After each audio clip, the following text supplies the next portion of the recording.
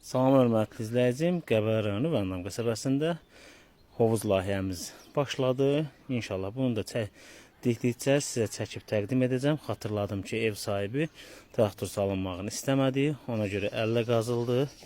Qazıntı əllə oldu. Yer də tam düz olmadığı üçün təqribi dərinlik qazanılmağa ən dərin yeri 1.20, ən dayaz yeri 80 sm qazıldı.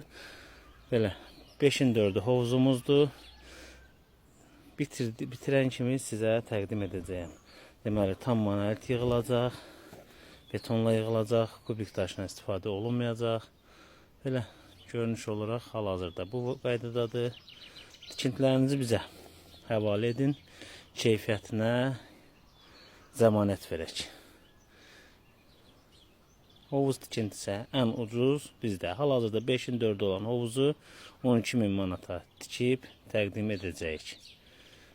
Tam hazır vəziyyətdə.